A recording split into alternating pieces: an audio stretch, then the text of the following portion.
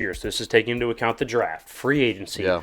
Did they acquire a new DC, right? So a lot Miami, of different factors. right? A lot of different factors. A lot of different factors. If you are new to the issue here, we start with 10 and we go to 1.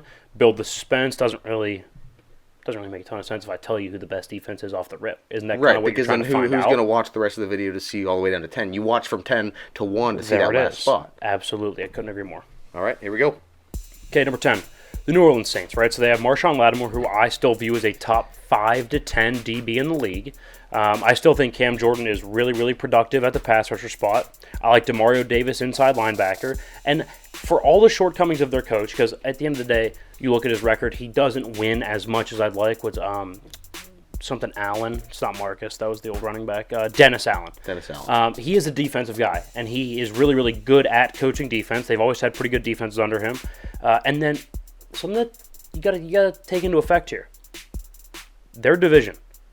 That's 6 games right there where they're playing bad quarterbacks. It's weak. It's a bad very quarterbacks. Weak. Bad or a rookie quarterback, right? Weak divisions. They got 6 games right there where that defense should clean up. I mean, if you remember, they gave Brady fits when Brady was in Tampa Bay. Yeah. Fits. So it's a really, really good, well-coached defense. They sit at number 10. I agree. And like you said, they sit in, I think, either the worst or second worst division in football. The AFC South, I could make an argument. I think both of the Southern divisions are absolutely horrific. I mean, I would say at least with the AFC South, you have a team that you're like, oh, that team is gonna win. Right. Like Jacksonville's so much better than everybody else. Yes. This division not quite. It is kind of a toss up. I don't know. It's just they have a well-rounded defense. They always have. They're going to have the pass rush. They're going to have the secondary. Like they're not going to have this huge deficit in one of the categories. Yeah, I agree. Number 9, let's go with Miami. And now you're not going to see it here on your graphic, but they acquired the new defensive coordinator, Vic Fangio. Yeah. That's a huge get. He's been one of the best defensive head coaches in the league for the last 5 years. He now steps down and is the DC in Miami. Huge get. Along with Jalen Ramsey, they have Bradley Chubb. They added him last year at the deadline. Jalen Phillips, another year in the system. He was a rookie last year. Was really productive. Big, long edge rusher. Xavier Howard is still a really, really good DB, especially when it comes to interceptions. And Christian Wilkins up the middle is a very good player. So they have a bunch of pieces in Miami. And like I said, the Vic Fangio piece cannot be overlooked. Yes. They're going to be a very sharp, crisp defense, right? Kind of like we saw when they were with Flores, right? Yeah. And then they took the step back with McDaniels, which is expected, right? That's expected. Flores is a fantastic defensive coach. I think you're going to see him return closer to the level that they were with Flores, which was a top 5 defense. Yeah, I agree. And I think it's super important for them to have good DBs, especially in division with Josh Allen. Yeah, 100%. And now with Aaron Rodgers? Yeah, Aaron Rodgers enters the division. So now you have 2 super elite quarterbacks that you have to see 4 times a year. So having that defense and that secondary is going to be paramount if you want to do anything. I agree. Let's go number 8, the Pittsburgh Steelers. Now, Steelers are a little bit top-heavy. Right, so T.J. Watt and Minka Fitzpatrick are obviously their 2 best players, and then there's a bit of a drop off, right? You have the aging Cam Hayward. We're trying to bring back Patrick Peterson. He's on the edge. We signed Marcus Golden, which is a good get at pass rusher and linebacker, but he's aging as well. Our linebackers leave a little bit to be desired. That's why they're not higher. But with Minka giving you 5 picks a year and TJ giving you 16 sacks, it's 100% a top 10 defense. When TJ Watt plays, I mean, look what they did to Joe Burrow last year in week 1. I mean, dismantled him. Sure. TJ Watt can affect the game in so many ways. If he is healthy for 15 of 17 games, that's a top 10 defense. I think so too. And you notice it, like we always say, take a player away and see how good that unit, that team, that side of the ball is. You can get a perfect isolation of that singular variable of that one player that way. When he left, like you said, noticeable drop off. Yeah, they were more closer to the 20th best defense as opposed to number 8, like we have them. But either way, we have the star power at the right spots. Yeah. Pass rusher is important. You get that ball hawk in the secondary is important. Now it's about building the pieces and being competent in doing that, because you just gave a first-round pick, Devin Bush, up for nothing. You got nothing for he was bad, let's be real. Yeah, he was bad, but it's a waste dealt him a little bit earlier and maybe at least got a draft pick, even if it's a late round. Maybe a 4th or 5th, probably a 5th. Sure, but it's better than nothing. Yeah, you're probably right. We need to solve our competence issue at linebacker. Yeah, I would agree. All right, let's go with the Buffalo Bills at number 7 here. Some key pieces. I mean, they obviously they get Von Miller last year, but he was hurt, so he'll be back at some point this year. They have probably the best 2 safeties in the league. The best duo of safeties in Micah Hyde and Jordan Poyer. Yeah. Fantastic. Tre'Davious White at DB is, in my eyes, a top 10 DB. And Matt Milano, who he's very overlooked on this defense, has consistently led the league, or at least been up towards the top of the league in tackles almost year in and year out. They lose Tremaine Edmonds, so he's going to be critical in the middle of the defense. So Buffalo at 7. Yeah, I like that. I like that a lot. Strong secondary, decent pass rush, really good tackler in the middle. Oh, yeah. All right, number 6 here. Let's go with the New England Patriots, right? Of course, Bill Belichick is a factor. It's right? going to be the schemes, right? The schemes are really, really good. They have a really nice pass rush, though, with Matthew Judon. Yep. He showed that last year. He can still play at an all-pro level. Their DBs are really nice, right? Jonathan Jones, Marcus Jones, who burst on the scene last year with that punt return versus the Jets. A couple picks here and there later in the season, kind of coming into his own. He's a young guy. Jalen Mills, savvy veteran on the back end. He's a safety. And then they go get Christian Gonzalez, the long Oregon DB in the draft who fell. He fell to them at 19, 20, something like that. Yeah. Big get for them there. I think he'll fit in pretty well. So Patriots at 6. Again, ton of it's going to have to do with Bill Belichick. Yes. He has been a defensive mastermind and schemed that defense to wins that they should have never gotten. Even when they seem to be outmatched, that defense still somehow steps up. I mean, you never play the Patriots and think, okay, yeah, we're gonna put up a lot of points. You never take the over in a Patriots game. No. That'd be a bad idea. Even when they had Cam Newton and they were scoring some points, or even when Mac Jones was productive. But I mean, so also a little tangent here, something interesting, right? The schedule though, they play some teams with quarterbacks that are gonna be able to fluster a little bit, right? Like the Saints and Derek Carr, the Raiders and Jimmy G, the Commanders, the Dolphins twice. Colts have a young quarterback, Daniel Jones. Kenny Pickett's a young quarterback.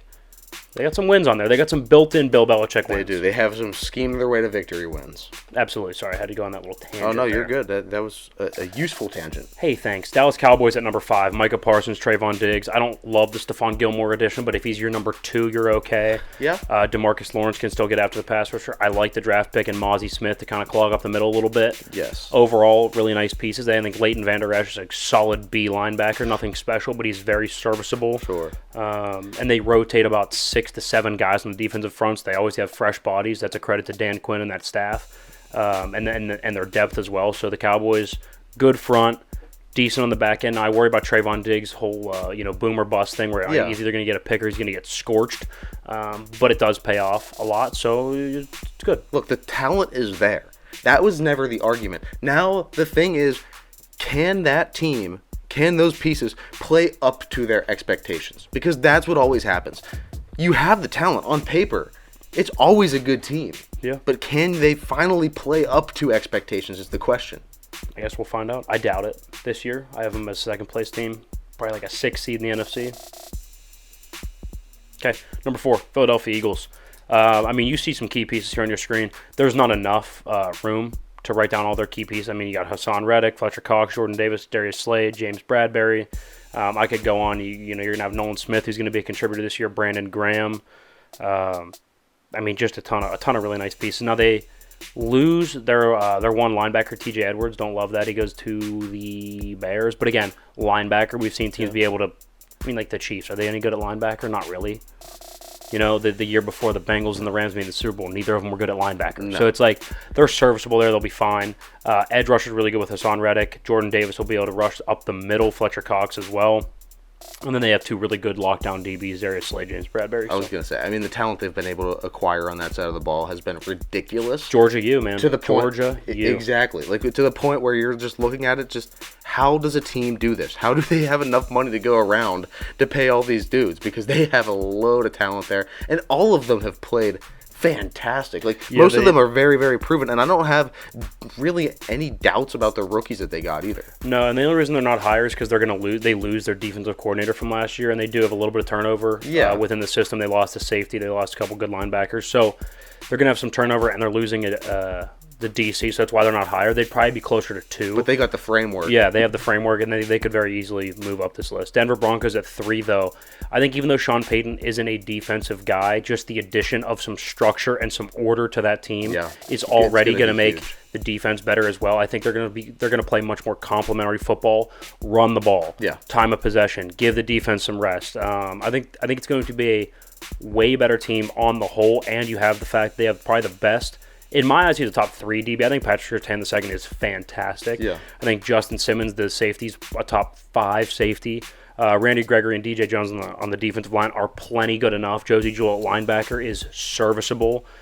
They have the pieces there, and I think as a roster, they're going to be much, much better as an entire team, as a cohesive unit, as a complementary football, winning brand of football team. They're going to be better. Without Nathaniel Hackett. Nathaniel Hackett was an unneeded ankle weight. Just slowed them the hell down. Couldn't agree more.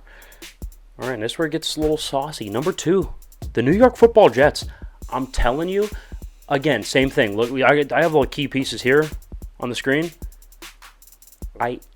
There's more. DJ Reed at DB, right? I mean, they have 2 good safeties, 2 good DBs. Linebackers are good with Quincy Williams. Will McDonald's going to rush the passer with Jermaine Johnson. Quinnen Williams up the middle. I mean, Sauce Gardner is, in my eyes, the best DB right now. This defense has it. And Robert Saleh, again, he's on the hot seat. Maybe he's not the best coach in the world.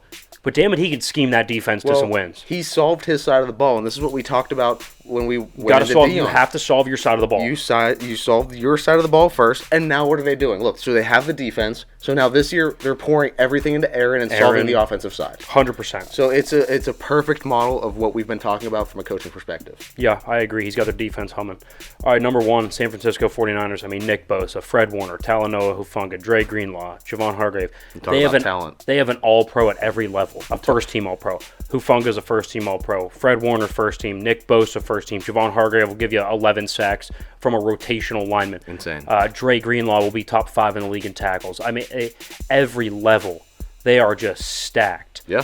They have that DB Ward, who's a good DB. I mean, they are stacked at every level. Eric Armstead. I mean, you name it, they have it. They have 2 of everything, it seems like. Fantastic defense. Again, I worry a little bit with D'Amico Ryans not being there anymore, but I still think it's a talented enough defense to where it's not going to matter a ton. Right. They have a good culture. They'll be able to fit somebody in. They'll be just fine. And one thing I look at with them, like you said, they have 2 of everything. The amount of depth that they have. The importance of having depth. We talked about it just a little bit earlier, how evident it was when TJ Watt went out. Yeah, you need to have the depth. They have enough pieces to the point where they could have 1 or 2 get hurt for a little bit of time. Now, I'm not saying extended periods of time. That's going to crush any team. I don't 4 care or 5 games, yeah. But they have the ability to maybe lose a couple pieces, rest some guys, and still look absolutely dominating on defense, which I think is big.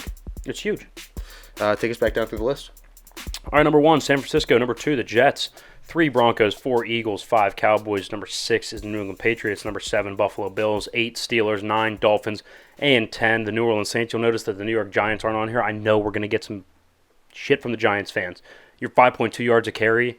You were like 15th in air yards per attempt. I mean, look, it's not there. You supposedly have a really good defensive line. You can't stop the run. You don't get after the passer enough. Sorry, but no. Yeah, you might be able to play your way up this list, possibly this season, but that is to be determined.